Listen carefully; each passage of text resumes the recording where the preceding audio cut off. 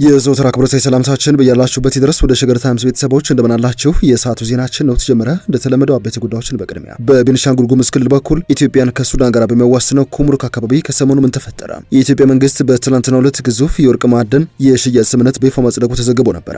ነገር ግን ከዚህ ጎን ለጎን በክልሉ በሚገኝ አንድ ግዙፍ የኢትዮጵያ የወርቅ ማውጫ ማዕከል ላይ ጥቃት ተፈጸመ የሚሉ አንዳንድ የማህበራዊ ትስስር ገጾች በስፋት መረጃዎችን እያራገቡ ይገኛሉ። በዚህ ዙሪያ እውነታው ምንድን ነው?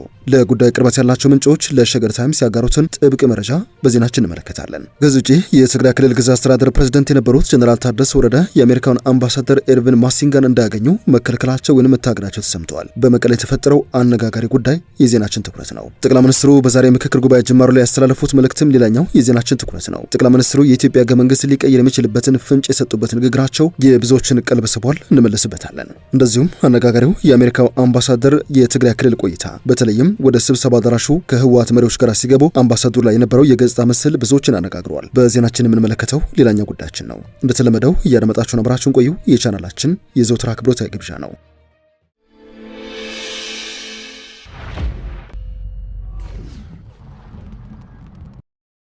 ወደ ቀዳሚ ጉዳያችን እናምራ።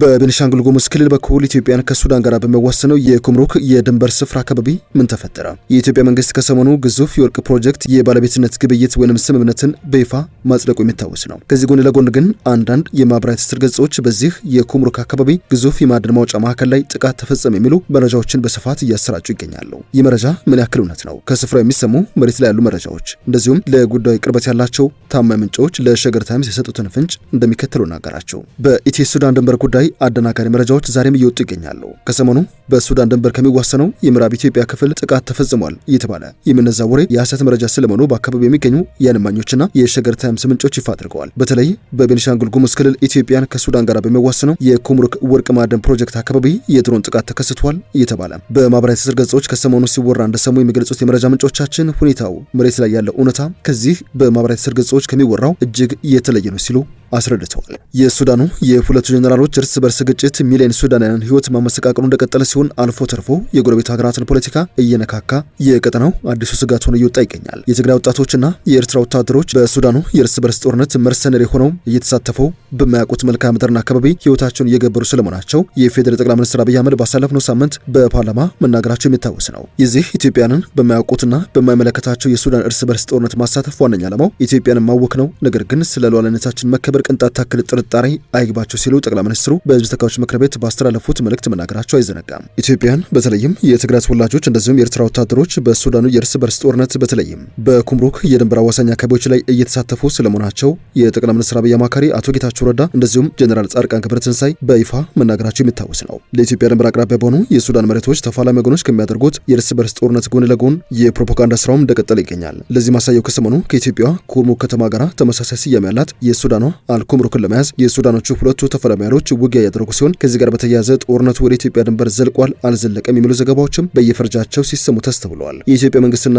የኢትዮጵያ ሀገር መከላከያ ሰራዊት የድንበር ጉዳይና ዜጎቹ እንደዚሁም ከፍተኛ የሀገር ሀብት የፈሰሰባቸውን በቤኒሻንጉል ጉሙዝ ክልል የሚገኙ ብሔራዊ ሀብቶችንና ፕሮጀክቶችን በንቃት እየጠበቁ ስለመሆናቸው የገለጹ ሲሆን የጠቅላይ ሚኒስትሩ የሰኔ 30 የፓርላማ ንግግርም የዚሁ ማሳያ ማረጋገጫ ነው ብለውናል የመረጃ ምንጮቻችን። ሆኖም ግን መሬት ላይ ካለ እውነታ እጅግ በተለየ መልኩ የፕሮፓጋንዳ ዘመቻው ጦፏል ሲልም ነው ታዛቢዎች የሚናገሩት። የሱዳን እርስ በርስ ጦርነት ከሱዳን አልፎ ኢትዮጵያና ምስራቅ አፍሪካን የአፍሪካ ቀንድን ለማመስም አጋጣሚ በፈጠረላቸው ሀገራትና ቡድኖች መጠቀሚያ መሆኑን የጠቀሱ ሲሆን ግብጽ፣ ህወሓትና የኤርትራ መንግስትን በዋናነት ለዚሁ ዓላማ እየዋለች ስለመሆኑ ነው የሚገለጸው። ያልተረጋገጡ አደናጋሪ የሚዲያ ዘገባዎችም የዚሁ አካል ናቸው የሚሉት የመረጃ ምንጮቻችን እንደ ማሳያ ባሳለፍነው ሳምንት የመንግስት አካላት በአካባቢው ለሚገኘው ግዙፍ የወርቅ ፕሮጀክት ባለቤት ግብይት ይሁንታቸውን ሰጡ የሚለው ዜና በሀገር ውስጥና የውጭ ሚዲያዎች ተዘግበው ከፍተኛ ትኩረት ማግኘቱን ተከትሎ በፕሮጀክቱ ስፍራ የድሮን ጥቃት እንደተፈጸመ ተደርጎ ከትናንት ጀምሮ ሲዘገብ ቆይቷል የሚሉት የመረጃ ምንጮች በስፍራ የሚገኙ ምንጮቻችንና የዓይን እማኞች ግን እየተነዛ ያለው መረጃና በቦታ ያለው እውነት ፈጽሞ የተለያዩ ናቸው ሲሉም ነው ያስተባበሩት። ከሚናፈሱት የሐሰት ዜናዎች መካከል ዋነኛው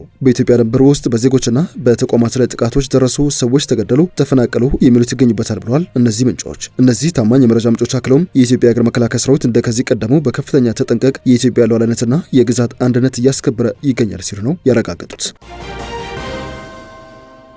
ዜናችን እንደቀጠለ ይገኛል። የኢፌዴሪ ጠቅላይ ሚኒስትር አብይ አህመድ በተጀመረው ሀገራዊ ምክክር ኮሚሽን ጉባኤ መክፈቻ ላይ በሀገሪቱ ህገ መንግስት ላይ ማሻሻያ ሊኖር እንደሚችል ፍንጭ የሰጡበትን ንግግር ማድረጋቸውን ቢቢሲ ዘግበዋል። ከ4 ዓመታት በላይ በዋና ዋና ሀገራዊ ጉዳዮች ላይ አጀንዳ ሲያሰባስብና ተወያዮችን ሲያስመርጥ የቆየው ሀገራዊ ምክክር ኮሚሽን የመጨረሻውን ምክክር የሚያደርግበትን ጉባኤ በዛሬው ዕለት በአዲስ አበባ ሲጀምረዋል። በጉባኤ መክፈቻ ላይ ንግግር ያደረጉት ጠቅላይ ሚኒስትር አብይ የአሜሪካ ህገ መንግስት የለቀቀበትን ሁኔታና በአገልግሎት ላይ የቆዩበትን ጊዜ በዋቢነት በመጥቀስ ኢትዮጵያም ዘላቂነት ያለው የሚያስማማ ህገ መንግስት ሊኖራት እንደሚገባ መናገራቸውን ገልጿል። ዘገባው ጠቅላይ ሚኒስትሩ የአሜሪካ ህገ መንግስት በ55 ሰዎች መረቀቁን አስታውሰው እነዚህ ሰዎች ለ100 ዓመታት የሚቆይ ስራ ሰርቷል ብለዋል። በማከልም የኛ 4000 ሰዎች ከነርሱ በላይ ከነርሱ በተሻለ ጊዜ ይበልጥ ልባም ሆነው ሁሉን ወገን መላ ኢትዮጵያን የሚሰበስብ ምክክር ቢያደርጉ በቀጣይ የሚኖረን ህገ መንግስት ከዚህ ቀደም እንደለመድነው የመጣ ሁሉ የሚቀደው ሳይሆን እኛ በ4000 ጀምረናል፣ በ10000 ምክክር ሳይደረግ አንድም ሰው መቀየር አይችልም ማለት ነው ሲሉ ተናግረዋል። 4000 ተሳታፊዎች በሚገኙበት በዚህ ጉባኤ ላይ ከ3 አስርት ዓመታት በላይ በስራ ላይ የቆየው የሀገሪቱ ህገ መንግስት ጉዳይ በአጀንዳነት ከተካተቱት መካከል አንዱ ሲሆን የጠቅላይ ሚኒስትሩ ንግግርም ማሻሻያዎች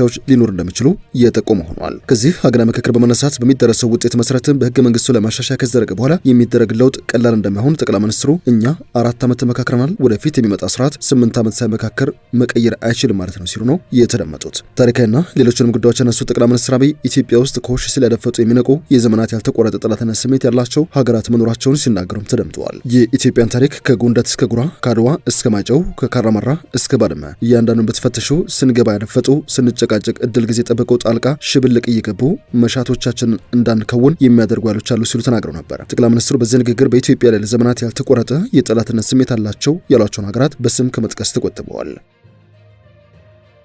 የሰዓቱ ዜናችን እንደቀጠለ ይገኛል። ጀነራል ታደሰ ወረደ የአሜሪካውን አምባሳደር ኤርቪን ማሲንጋን እንዳያገኙ መከልከላቸው ተሰምተዋል። ሌተና ጀነራል ታደሰ ወረደ ከአሜሪካ አምባሳደር ጋር ሊያደርጉት የነበረው ስብሰባ የጸጥታ ኃይሎች ሂደቱን እንዲከለክሉ በመሰማራታቸው መሰረዙን የተሰማው የቀድሞው የትግራይ ክልል ግዛት አስተዳደር ፕሬዝዳንት ሌተና ጀነራል ታደሰ ወረደና በኢትዮጵያ አሜሪካን አምባሳደር ኤርቪን ሆሲ ማሲንጋ መካከል በቀጠሮ የተያዘ ስብሰባ እንደነበረ ተሰምቶ የነበረ ሲሆን የጸጥታ ኃይሎች ጀነራል ታደሰ ወረደ ወደ ስብሰባ እንዳይጓዙ በማገዳቸው መሰረዙን ክስተቱን በቅርብ የሚያውቁ ምንጮች መናገራቸውን አዲስ ስታንዳርድ ዘግቧል።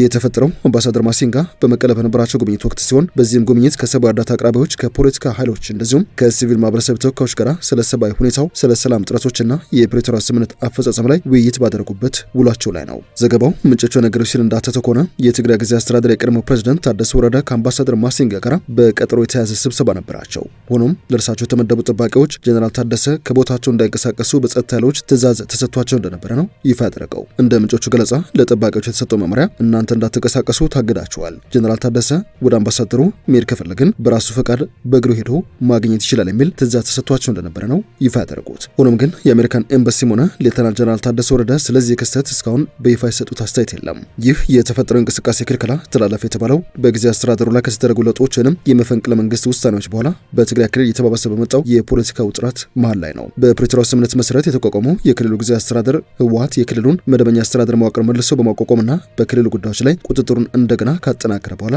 ሙሉ በሙሉ እየፈረሰ እንደሚገኝ መናገሩ የሚታወስ ነው። ከዚህ ጉዳይ አልወጣንም። የአሜሪካው አምባሳደር ኤርቪን ማሲንጋ በመቀሌ የነበራቸው ቆይታ የጥቂት ግለሰቦችን ትኩረት ስበዋል። ማሲንጋ ለአንድ ቀን ይፋ የስራ ጉብኝት በዛሬው ዕለት መቀሌ ሲገቡ የህወሓቱ ምክትል ሊቀመንበር አማኑኤል አሰፋና አምባሳደር አዲስ ዓለም ባሌማ ተቀብለዋቸዋል። ሆኖም ግን የህወሓቱ ሊቀመንበር ዶክተር ደብረጽዮን ገብረ ሚካኤል የአቀባበል ስነ ስርዓቱን ያከናውናሉ በሚል ብዙዎች ጠብቀው የነበረ ቢሆንም ዶክተር ደብረጽዮን በአቀባበል ስነ ስርዓቱም በውይይቱም ላይ አለመታየታቸውን ነው ምንጮች የሚናገሩት። አሜሪካ አዲስ አበባ የሚገኙትን አምባሳደሯን ኤርቪን ማሲንጋን ወደ መቀሌ ላከችው በህወሓት አመራሮችና በቤተሰቦቻቸው ላይ የቪዛ እገዳ ከጣለች በኋላ ለመጀመሪያ ጊዜ መሆኑ የሚዘነጋም አይደለም። ከነዚህ ሁኔታዎች ቀጥሎ አምባሳደሩ በተለይም ወደ ስብሰባ አዳራሹ ከህወሓት መሪዎች ጋር ሲገቡ የነበረው የገጽታቸው ምስል ብዙዎችን አነጋግሯል።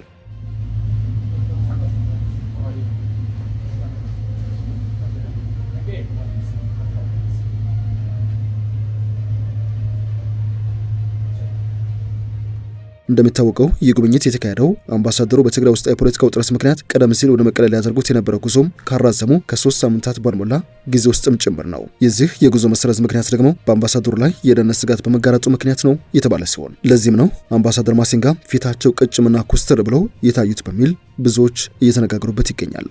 በኢትዮጵያ የአሜሪካ አምባሳደር ኤድዊን ማሲንጋ በመቀለ ቆይታቸው አሜሪካ ለሰላም ለመረጋጋትና ለሰብአዊ መልሶ ማገገም ተግባራት ያላትን ቁርጠኝነት በይፋ የገለጹበት ስለመሆኑ የአሜሪካን ኤምባሲ ያሰፈረው ጽሑፍ ያሳያል። አምባሳደሩ በዚህ ቆይታቸው በአገራቸው ድጋፍ ህይወት አድን ሰብአዊ እርዳታ እያቀረቡ ከሚገኙ ድርጅቶች ጋር የተወያዩ ሲሆን የድጋፍ ተጠቃሚ ማህበረሰቦች ከአስቸኳይ እርዳታ ተላቀው ወደ ራስ መቻል የሚያመራ ዘላቂ ልማት እንዲሸጋገሩ ዘላቂ ሰላምና መረጋጋት መሰረታዊ ጉዳይ መሆኑንም አጽንኦት ሰጥተው ነው የተናገሩት። ከዚህ ውጪ ከፖለቲካና ከሲቪል ማህበረሰብ መሪዎች ጋር በመገናኘት ውይይትን ማጠናከርና የግጭት ማቆም ስምምነቱን ሙሉ በሙሉ መተግበር አስቸኳይ ስለመሆኑ ማሳሰባቸውንም ኤምባሲው አስታውቋል። እንደ አምባሳደሩ ገለጻ ስምምነቱን ሙሉ በሙሉ መተግበር በክልሉ ዘላቂ መረጋጋትን ለማስፈንና ተጨማሪ ግጭቶችን ለመከላከል ወሳኝ እርምጃ ነው ሲሉ የጠቆሙ ሲሆን ወደ መቀለ ከተማ በገባሁበት የመጀመሪያዎቹ ቅጽበት ለህወሓት መሪዎች ያቀረብኩት ጥያቄ በክልሉ ዝናብ እየዘነበ ነው ወይንስ አይደለም የሚል ጥያቄ ነበር ሲሉ እንደሚከተለው ስለ ሁኔታው አብራርተዋል።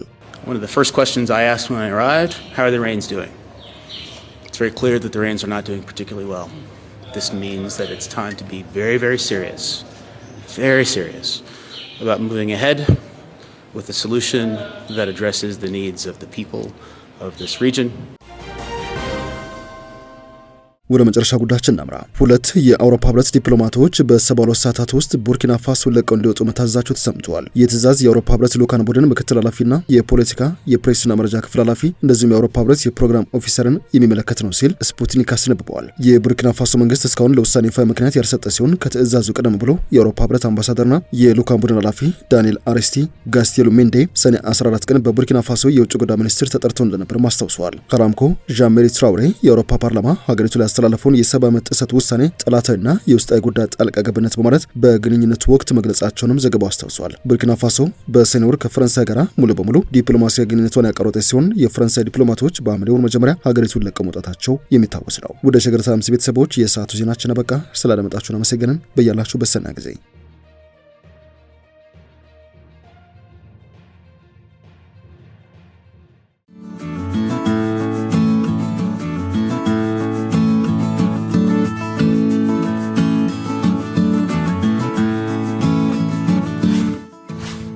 ሸገር ታይምስ ሚዲያን ሰብስክራይብ በማድረግና ደወሉን በመጫን ይከተሉን።